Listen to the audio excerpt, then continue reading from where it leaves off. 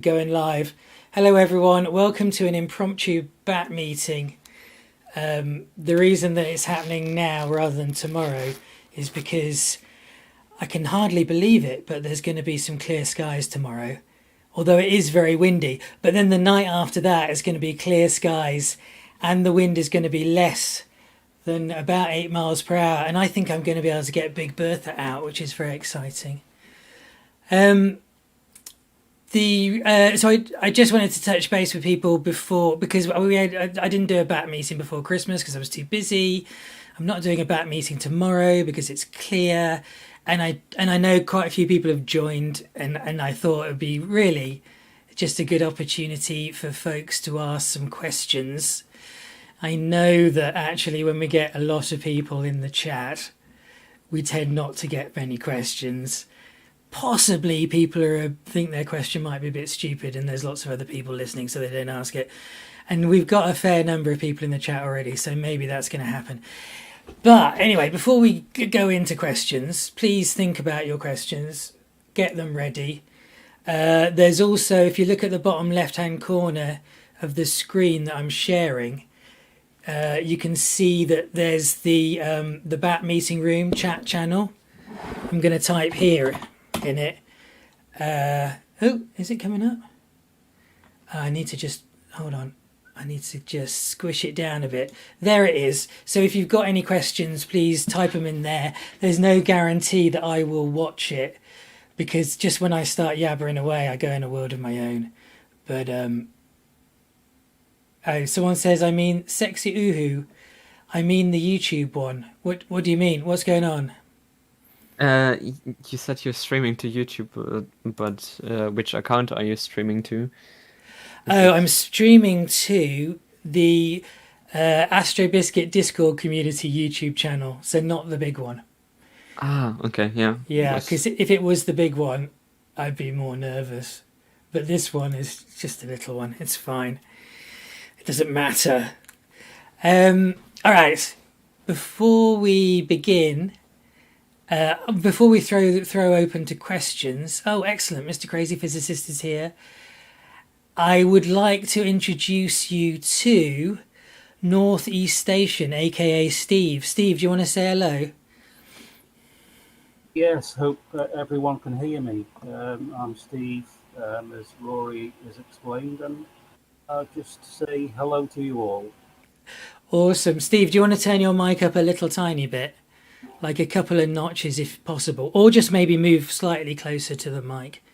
Might be okay, easier. right. I'm that's as it. Close as I can get. That's very good. That's okay. Perfect. So we chatted a couple of weeks before Christmas, didn't we, Steve? Is that right? We did indeed, yes. And I've just been too busy to chat with you since. But the last bat meeting before Christmas, I said I could really do with a hand with the bat. I could really do with a right-hand person who's around more than me to help run the bat. And Steve has offered to, which is awesome news. And that was, and that was the last chat we had, basically, wasn't it? And we haven't talked since. So how are you getting on? Fine, really, thank you. Still not very Discord savvy though. Are you not? I'm just going to mute someone. You're still finding the ropes of Discord, but you do have. So I'll just talk about Steve a little bit. You've been an astronomer for a wee while now, a few decades. You've had and still have had absolutely awesome kit. Including scopes a bit similar to Big Bertha, I believe. I've got mine's Big Bertha's Astro Systems of Luton. Did you ever have an Astro Systems of Luton scope, Steve? No, but I was aware of them from many years ago. I currently have a 14-inch telescope, f5 Newtonian, and I'm planning to go and pick that up in the summer of 2022. It's in storage at the moment. Oh, awesome. And was that the one with the David Hines mirror? No, that was the telescope before from the 70s. That was the 12-inch. Anyway, so suffice to say, Steve has a fantastic knowledge of scopes and was using scopes in the heyday of Britain's Newtonian, I don't know what to call it, Newtonian era, because it's probably not the right thing to say. But anyway, he's a really experienced astronomer, also an astrophotographer. How experienced at astrophotography would you say you are, Steve? I've been doing astrophotography since 1973. Fairly experienced then, I'd say. On and off, yes, on and off. And I'm super pleased that Steve's willing to help out. And I'm hoping, Steve, that you'll essentially, when people have got questions and I'm not around, you'll be a go-to person to go to. So people can message you and ask you questions, and I'm hoping you'll kind of have a good overview of all the different things that are happening on the bat, because it's quite spread out, and the best thing if you don't know what to do is ask. And there's basically two groups of people you can ask. One is the bat mods. So I'll do it now actually in general chat. You just type at batmod help, right? I'm just doing it there, at batmod help, and hopefully there'll be a batmod around. Now Steve is one of our batmods, but if you want to be really a bit more particular, you maybe type at Northeast Station, which is Steve. What do I do here? How, is anyone shooting Comet Leonard at the moment? That sort of thing. And I'm hoping that Steve will be able to gel the bat together. Does that sound okay, Steve? Being as I haven't spoken to you for about 3-4 weeks now, you might have changed your mind. Are you still on for it? I'm still on for it. I'll do my best and see how we get on. Excellent. That's good. And also, I know that some of the mods are very impressed that you work for Bentley, managing a team at Bentley. So I suspect managing the bat mods will be a similar experience for you. Yes, I'll be here to ease the way and not so much manage, so to speak. Just hopefully provide a little direction, maybe. Excellent. Yes, I hope so too. So yeah, so that's great news. So hopefully Steve will get to know everyone, get to know the bat mods, and really be someone who can gel the whole thing together. We do have, and I'm just going to go to it now. We do have, and I know I mentioned this before, a lot of people are like, what the heck is the bat and how does it work? We do have quite an in-depth set of instructions, which, if anyone's like me, they're not going to be bothered to read. But these are the instructions. Very soon, So Real, aka Paul, will be making a video on how to use the bat. So anyone who's just joined, I think this time next week there'll be a 20-minute video taking you through all these instructions, right? He's done a video. I've got a few little tweaks that I'd like to do to it before we upload it. It's very good. He's very clear, very good explainer of things. So that video is coming. What? Hello. I just saw that you said bat mode help. Ah, who's that? Stefan. Stefan, hi. Yeah, no, I was doing an example of what people need to do if they need a bit of help. So I'm glad you're on the ball, though. You see, this is what you do. This is what happens. If you type bat mod help, someone like Stefan will pop up and go, what do you need? Which is perfect. All right. There is a couple of other things. Mr. Crazy Physicist, are you able to speak? Sure, yes. Excellent. So one of the things that I'm really proudest of in the bat is how we've been able to image Hubble's Variable Nebula. And we're doing it better than anyone else has ever, I think. Unfortunately, the nebula isn't. It's a baby star, right, in a bag of gas, and unfortunately, it's not going crazy at the moment. If it does go crazy over the next couple of months, we are going to have just an epic animation of a baby star, basically doing the equivalent of throwing its toys out of the pram. At the moment, it isn't, and what we're seeing are they're called light echoes. They're ripples of light because the star, even though it's not going crazy, it is pulsating. Its intensity is increasing and reducing, and it's sending ripples out through the nebula. And up until now, a chap called Hatman had been in charge of the Variable Nebula, but I've just learnt today that he's going to be busy at work for the next few weeks. So he's asked one of our bat stars, really, Hatman who is taken some of the sharpest images we've taken with Lucky Imaging. He's asked Mr. Crazy Physicist to oversee the Variable Nebula. Is that right, Mr. Crazy Physicist? That's completely right. Yeah. And how's it going? Is there anything I can do to help you with your? I was quite surprised. We had some crappy weather in December, but still managed to get a lot of images. Yes. And Joel Kuiper, I think, has also produced a few scripts to automate the processing process and produced also a nice color animation. Really? So we actually only exchanged the luminance channel. I think it's in the bat results channel. So there's a really nice color animation. Oh, wow. So I saw on Twitter, I think, that someone had made had taken a color image. You've now incorporated that with your animated luminance channel. Is that right? Right, yeah. Awesome. And what's this I hear about a script for the processing? Actually, it's only a script to do this 5D averaging. So it's simply a Python code, I think. And then he's using these process and image containers in PixInsight to do the standard processing workflow and apply it to each of the images.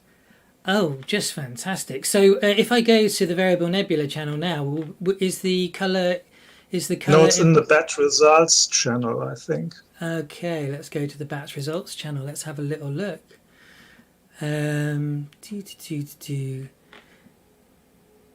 Gosh. Sorry, I just got transfixed by NGC 7023. That's looking amazing.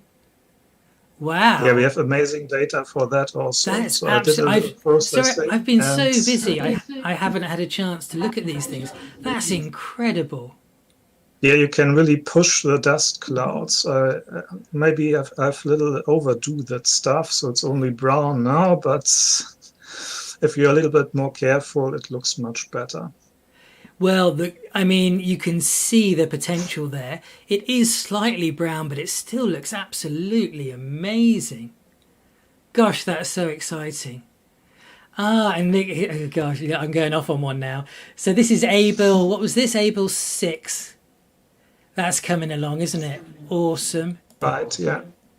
And here we go. The color image of ripples flowing through Hubble's Variable Nebula. Absolutely fantastic. Gosh, this is exciting. Mr. Crazy Physicist, we need to make you a bat mod, basically. All that means, really, because you already do so much, is that you'll be able to chat to other bat mods in a channel called Bat Mod Chat. But well done. Is there anything else you want to mention?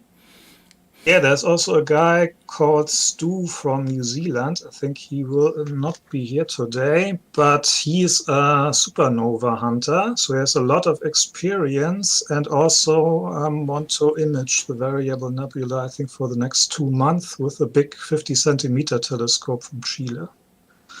So we get Wow. data, I think, every 2 weeks or something like that. So that will be really helpful if the weather in Chile is okay. But yeah, that This would be amazing. it is. Oh gosh, you know what? I had a really rubbish Christmas. This has absolutely made up for it. I'm so pleased with the things that I'm seeing going on. Absolutely fantastic. Yeah, brilliant. And who was the chap who did the Python code? What was his name again? That was Joel Kuiper. He's also in the images. If you look again at he produced this animation, this color animation. Yeah. Drew That Kuiper, and result. he's not here today, I'm guessing. I don't No. think so. Yeah. Okay. Awesome. Well, thank you so much, Mr. Crazy Physicist. We really are. I mean, hats off to you and everyone else who's done this astonishing stuff. Really fantastic. I mean, it's just so cool. Is there anything else that you want to mention before we move on? No, you can move on. Okay. So I just had one other thing, is that I've been waiting for 4 months to image NGC 891, right? At a high resolution with a calm atmosphere. And for 4 months, there has been no hope whatsoever. Tomorrow, actually the day after tomorrow, there's a chance that the seeing is at least below 1.6 arc seconds, which is not great, but it's the best I've got. And I might be able to image it. Annoyingly, NGC 891 is right above, and when we're doing lucky imaging, you need to shoot right above. It's right above at 7 p.m. Yeah, so I've pretty much nearly missed it. So I just wanted to chat with folks here, to find out whether it's worth me trying to get NGC 891. I'll just go to the bat targets just to remind folks what it looks like. I think it's up here somewhere. It's that, so it looks like the Eye of Sauron, I always think. There it is. Has anyone been through the data properly that we've already got of NGC 891? Does anyone know how good it is yet? I have captured 1 hour of lucky imaging data with the C14, but that might be not enough. So you see a lot of these fine dust structures in the galaxy, but it's quite noisy. Yeah. So lucky imaging data would be really helpful. And what kind of seeing and what kind of resolution were you achieving, do you think? What was your full width half maximum? It was 1.2 arc seconds or something like that. Right. You see, I don't think I'll be able to match that, but I might get close-ish, and that might help a little bit. So if I stacked everything, I also get around 1.6 arc seconds, what you mentioned before. That might be possible tomorrow. So okay. Well, we'll see. I'll go for it. I was also thinking that being as that's overhead at 7 o'clock, I'll be finished imaging that in a couple of hours. What's our next lucky imaging target going to be? I did have a little suggestion, and my little suggestion was NGC I've just 3079, which Hubble did shoot a fair while ago. And got this. There's some interesting things going on with the black hole at the core, I believe. And I believe that here with us is Reg Loge. Are you here, sir? I probably said your name really badly. Yes, you recognised it because you've unmiked. Yes, I'm here. You've Reg Loge. unmuted. You can just say Reg Loge. It's German and ugly. So. Reg Loge. Yeah. Is it your name? Yeah. No, my name is Reinhard, but my last name is Glockengießer, so it's way too long for anybody. So that's my abbreviation. Okay, cool. So, yeah, you mentioned that they were near to this. Do you want to tell people actually what's nearby?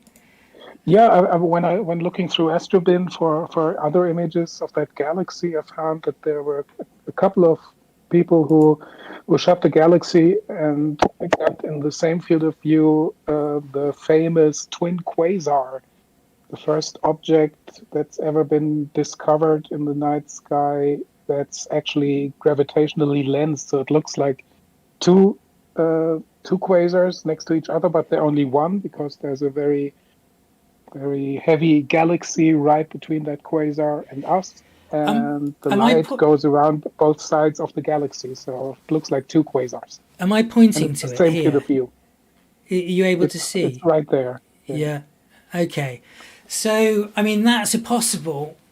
It's a possible lucky imaging target. Now, for lucky imaging, I would just focus on. I quite like doing edge-on galaxies for lucky imaging, because the high contrast between the dust lanes and the bright stars in the galaxy, the cloud of stars, is quite good for lucky imaging. So anyway, that's my suggestion for a next lucky imaging target. And I was pleased to hear that there's this gravitational lensing going on of the quasars as well. That sounds really interesting too. And we could possibly get it in the same field of view. My thoughts hadn't gone any further than that. But if anyone else has any suggestions for a lucky imaging target that I'll be able to shoot tomorrow evening. I think this galaxy is actually kind of right above me at about 3 a.m. in the morning. It's going to be a long night in the boot of my car. So, but if anyone has any other suggestions, either shout out now or go in the next day to our Suggest a Target channel and suggest it. Those of you who've been here for a while know that I was planning on making a video about NGC 891, and it was going to be the big video that was going to draw lots of people to the bat, and I just wasn't able to do it. So I definitely want to be shooting a target that we're going to be, a lot of us are going to get behind. I don't mind if it isn't this one, but I kind of need to know what our next one is going to be tomorrow, really. Yeah, so if anyone has any suggestions, do let me know.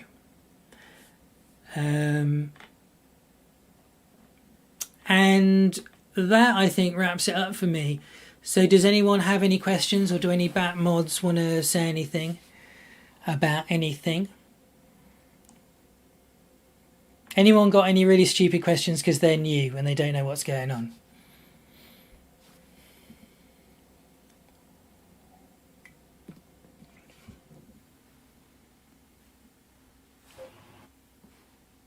Doesn't sound like it. Hello? No? Okay.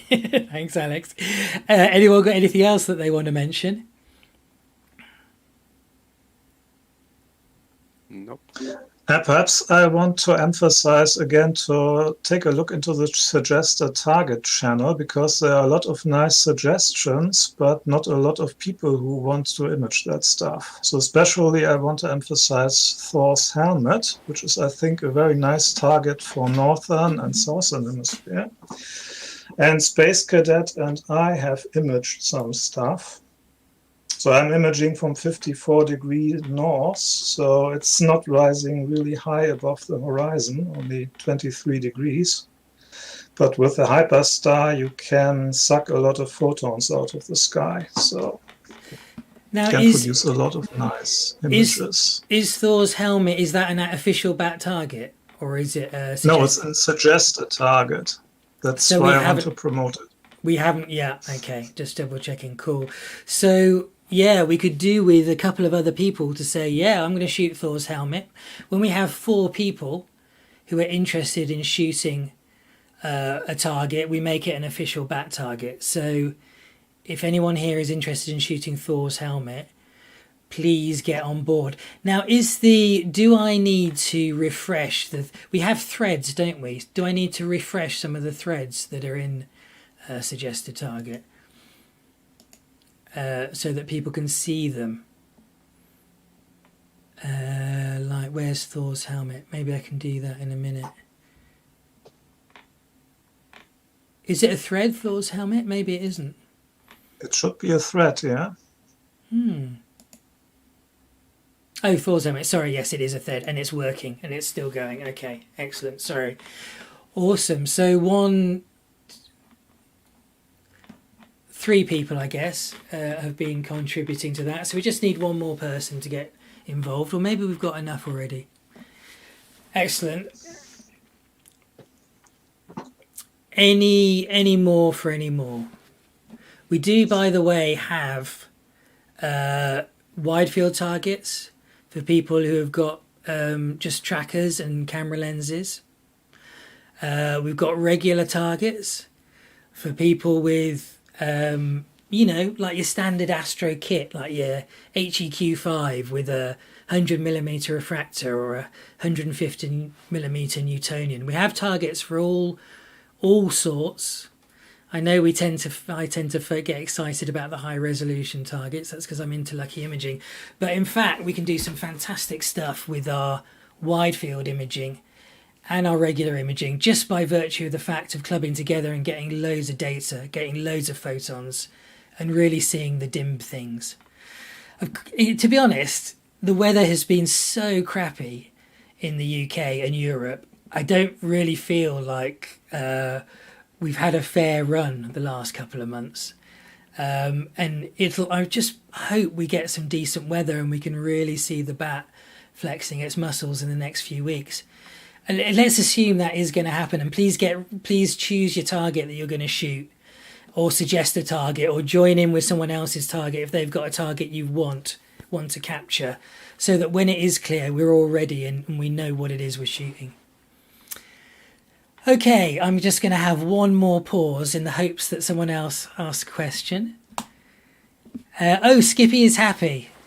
Skippy is happy. Are you going to say some stuff?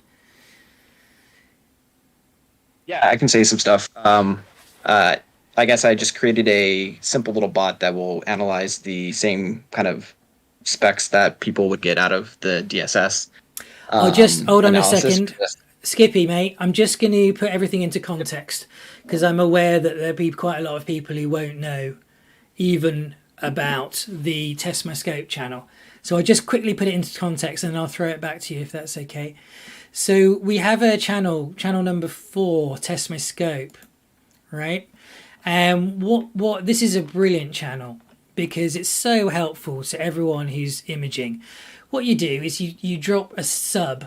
One of your subs could be red, green, blue. I would do red if I was you, actually. You drop it into this the FITS file into this channel, and one of the mods, the bat mods, will check it, and they will tell you if your scope is if it's got coma issues or it's not quite aligned properly. And they'll also tell you how sharp your stars are. And if your stars are really really sharp, then we'll bump you up to be a high resolution imager. But even if you have only a small scope, and small scopes can't get stars as sharp as the big scopes, it's just the physics. Even with a small scope, it's worth dropping one of your subs in here, and you can check that you've got the distance from your reducer correct, or the distance from your coma corrector correct, or that your Newtonian is collimated. All that kind of good stuff can be checked here, and the mods will help you out. Anyway, yes, and Skippy is Happy has recently become a bat mod. I think this is the first time we've actually chatted, isn't it? And is that right, Skippy? We haven't chatted before, have we? Not actually. First time. First time. I think you came on board. I think when Ewan was telling people about because we needed some more bat mods to help run that channel because we were getting more subs being dropped in it than we could process. And I think there was a little bit of a drive to get more people on board, and you kind of really took it a step further. So please tell us what you've done. So what I created is just a Discord bot that will take uploaded images or URLs that are posted to that channel, and then it will run it through it runs it through astronomy, kind of plate solver, figures out the focal length, reads the headers to get the chip size, and then it will pass it to DSS and do a binary search through to find the proper threshold to get 100 stars, which is the kind of method that's been used. And then it spits out the calculations for what the star sharpness is. That's about it so far, but I'm thinking about expanding it to go a little bit further. But it doesn't handle like collimation issues or the tilt. So those ones have to be done by hand, but hopefully, it alleviates a little bit of the workload.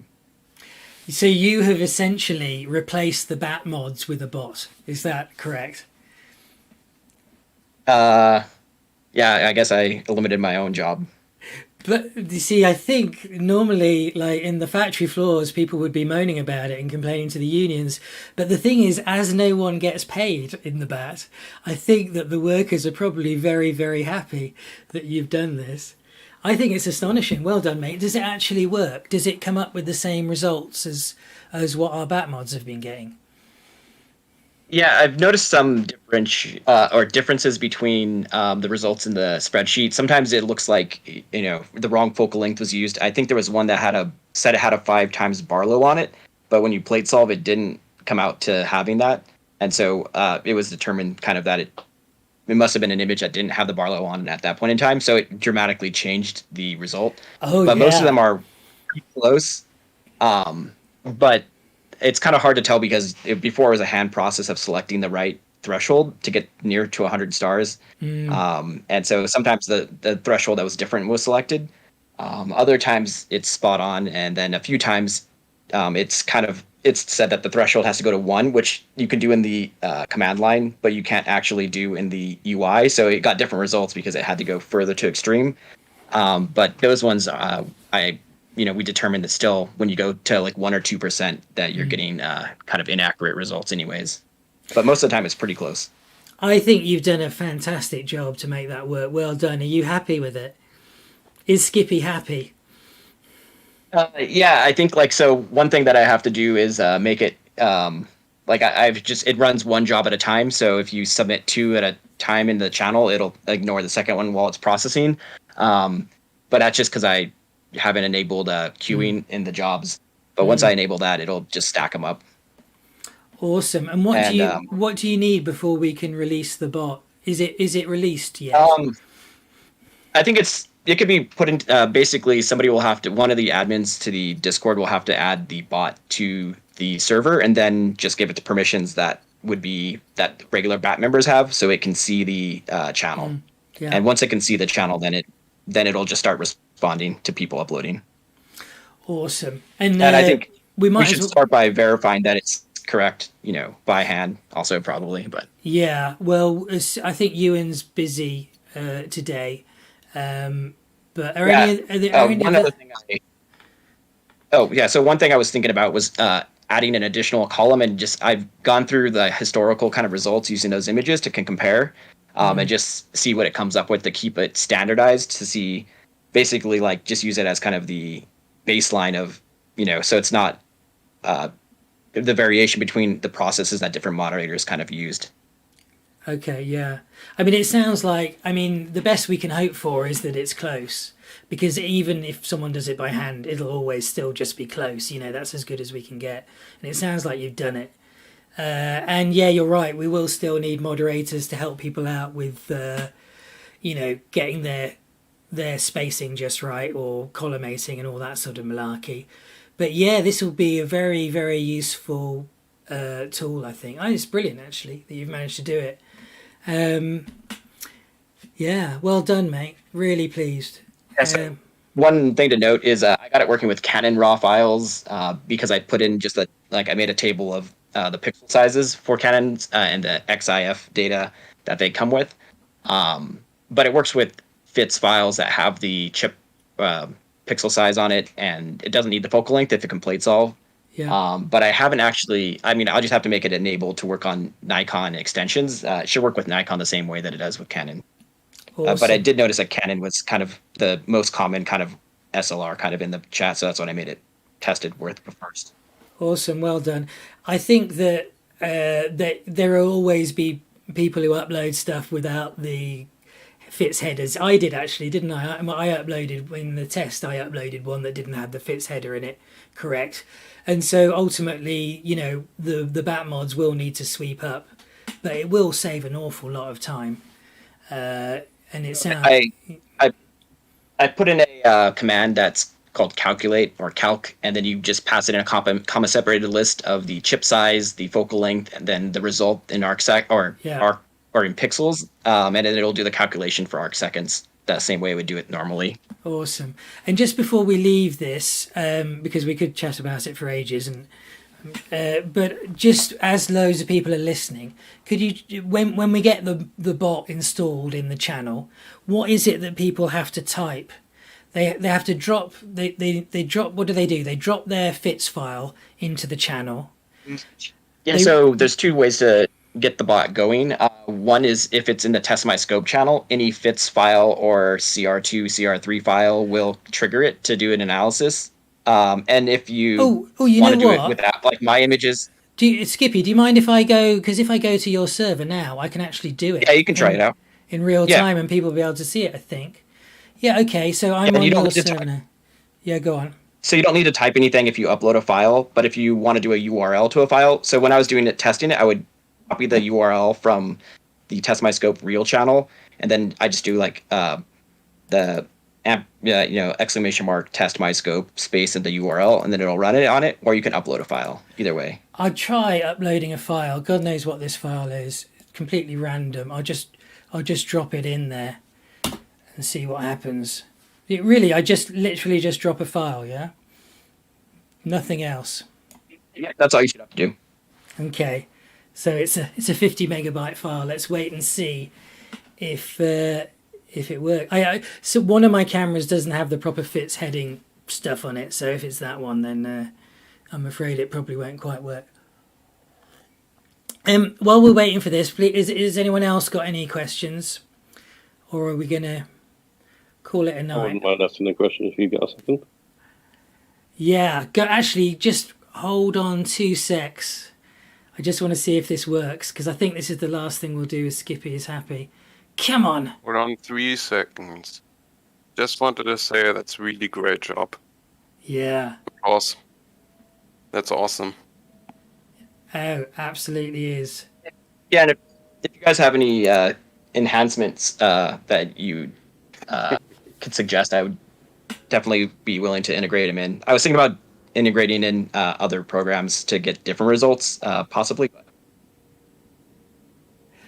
I have a question. Okay, so just 1 sec. Skippy, it's uploaded. What happens now? Do we just wait? Yeah, so right now in the background, it'll be plate solving, and then it'll try and get the focal length. That way,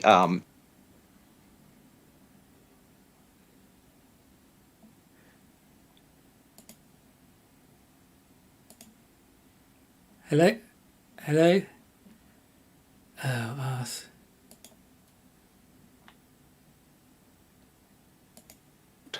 Sorry, have you lost me? Am I back? Sorry about that. Did you disconnect by accident? Yes. I did. Am I back? Yes, you're back. Yeah. Is my screen back? Not the way it was before.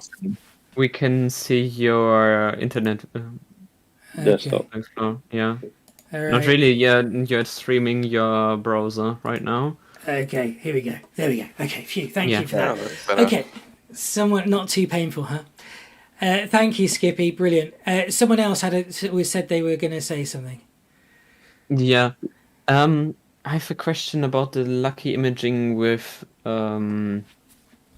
stacked images. I mean, with the bat, we're using multiple stacked images to form a complete version of a galaxy. Yeah. And if you use a stacker like Deep Sky Stacker in general, isn't that already lucky imaging? I mean, you put in the parameter that like 80% of your images will be used, And doesn't that already qualify as lucky imaging because it puts out? Really, to get so there's, in a way, you're right, kind of. It's not officially lucky imaging. If really, lucky imaging is trying to freeze the atmosphere rather than. And in order to freeze the atmosphere, you need to take shots that are less than 1 second, really like 1/10 of a second or something like that. And then by throwing away 90% of the shots that are slightly more wobbly and leaving just the crispest, sharpest 10% of those 1 second shots, that is having a proper effect on reducing the wobble caused by the atmosphere. What most people do who are shooting like 30-second shots is they get rid of the shots that, like, when the mount was wobbling a bit or something weird. Occasionally you get a really bad bit of seeing, actually, that will affect a 30-second shot. But I think officially you have to really be much shorter exposures to actually do lucky imaging. So with long exposures, you don't really see the atmospheric interference, but there still is some, and with shorter exposures, you try to get rid of them. Yes, I mean, I'm going to slightly go out and to explain the best. This is how I think of it. Shoot me if I'm wrong, but I personally have noticed that actually I have moments of calm when I'm imaging. I have like 20 minutes or 30 minutes where the atmosphere is a bit calmer, right, than it is later on. I don't know whether the jet stream's doing something or what have you. So I have noticed that the atmosphere will vary as I'm imaging over the course of 3 hours, and sometimes it's better. But lucky imaging is really about taking such a short exposure that they say it's freezing the seeing. So if you take 60 exposures, well, if you take 10 exposures in a second, one of those exposures, say, is, I guess, I think the atmosphere is actually quite complicated. Like, there's layers and layers of things that are making the light bend as it's passing through the atmosphere. And as soon as your exposure goes over a certain length of time, that movement is going to splay your light out. The what was a point is now going to get splayed out. Whereas if your exposure is for a short enough time for those wobbles in the atmosphere to have a minimal effect, you end up with a sharp image. That's as good as I'm going to go. If we've got Ben here, who is a master as astrophysicist, he's not here, I don't think. He can explain the proper physics better than me. Actually, Mr. Crazy Physicist might be able to explain it better than me. What do you reckon, Mr. Crazy Physicist? I cannot. I think you already explained it very well. I cannot go too deep into the physics because I studied a lot of physics, but I'm now a geophysicist, so I'm only a hobby astronomer anymore. I think so I've forgotten most of the stuff. I think if you think of it like you're looking through a pond, right? You imagine ripples on a pond, right? If you shoot if you shoot for like 30 seconds, you get a whole bunch of ripples going between you and, let's say you're underwater shooting, right? We've all been there. We've all gone underwater with our telescopes and shot up. But let's just imagine that you are, right? The ripples going across represent the wobbles in the atmosphere. It's simplified, but you get the idea.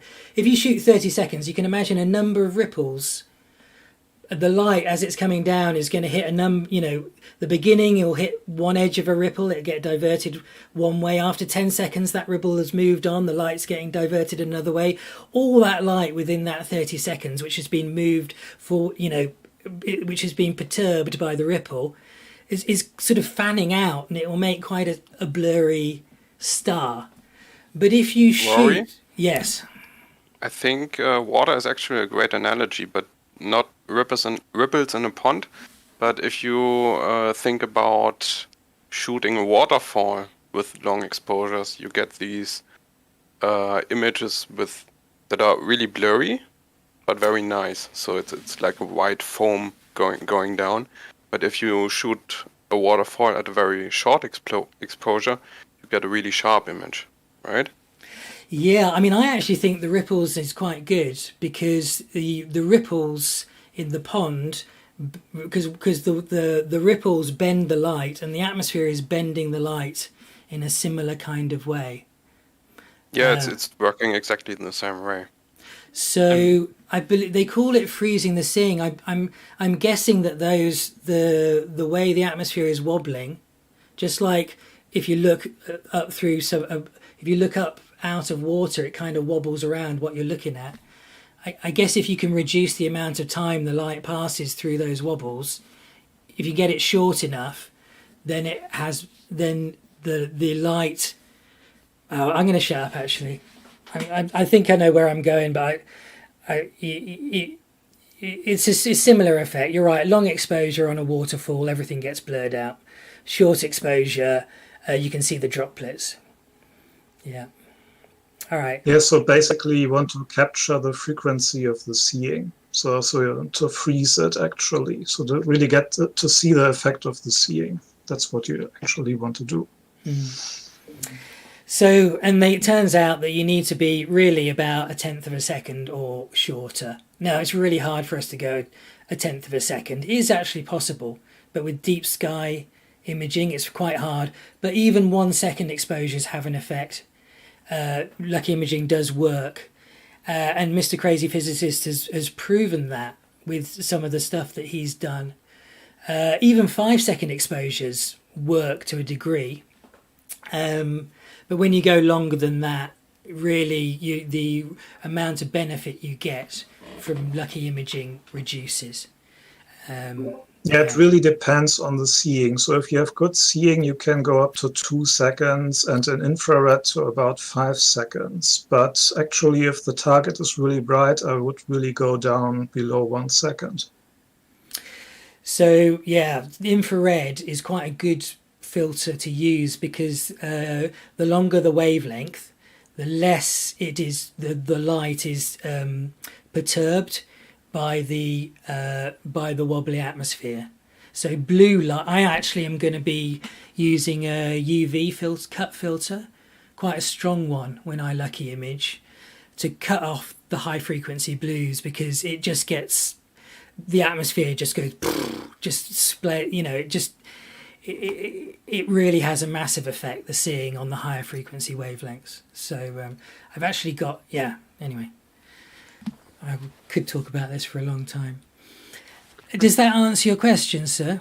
Yeah, I just asked that myself because I saw a small documentary about the telescopes in Australia where they use lasers to find out how they need to change the image to get the perfect vision.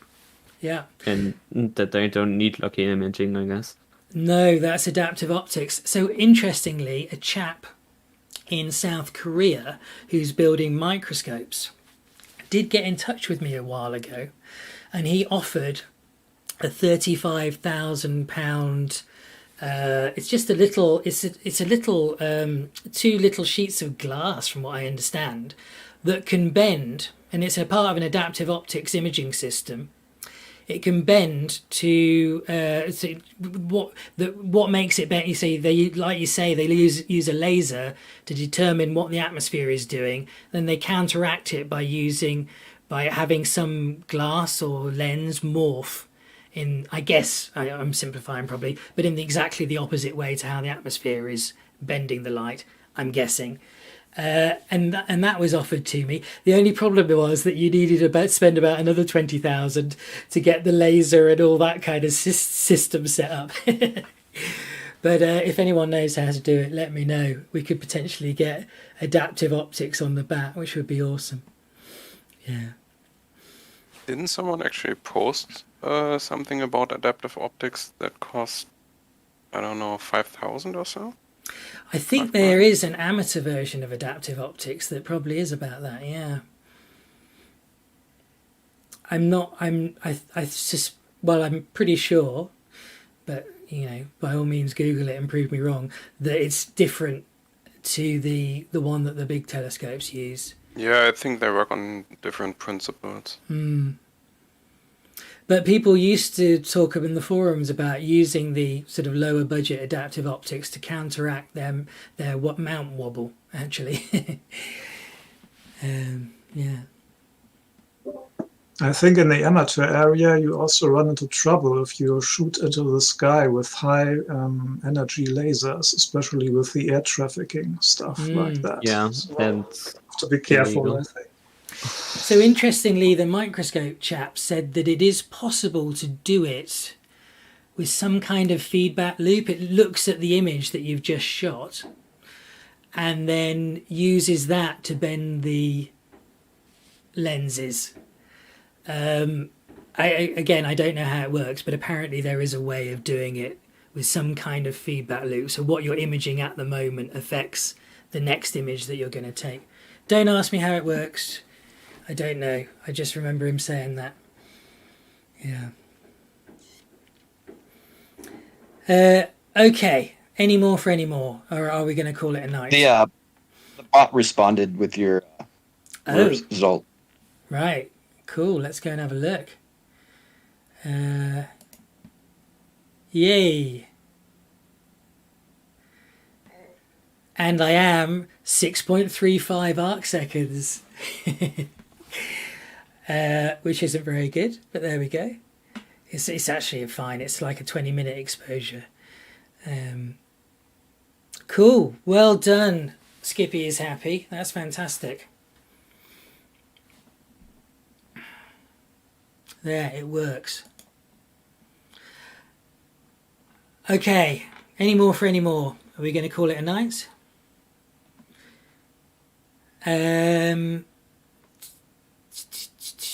Steve, do you want to say anything before we say goodbye to everyone? I have nothing to add, really, Rory, at the moment. Okay, cool. So everyone, if you've got questions, go and ask Steve. Thank you. And hopefully with Steve's help, we can sort of gel everything together better. And I just want to say massive thank you to the folks who are making this work already. I'm so pleased to see those results. And fingers crossed, we have some clear skies in January and February, and we can really see the bat working. At the moment, we haven't really gotten the kind of regular images and wide field images producing a lot of stuff yet. And to be honest, I just think it's because we've had absolutely pants weather. So hopefully that will change. All right, thanks everyone. Take care. Happy 2022. And see you. Oh, one last thing. I'm tempted to make bat meetings on a Saturday rather than a Tuesday, just because we've got people from all over the world, and like if you're in America, it's quite hard to join in at 3 o'clock in the afternoon on a work day. So I'm just going to put a note in bat meeting room. Bat meeting on Saturday? ? If you think it's a good idea, do you want to give it a thumbs up? If we get enough people thumbs upping, then we'll move it to Saturday rather than a weekday. All right. Thanks everyone. Take care. Happy New Year. You too. Bye. You too, bye. Yeah. Bye. Happy New Year. Happy New Year. Bye. Bye. Bye. Bye. Bye. Bye.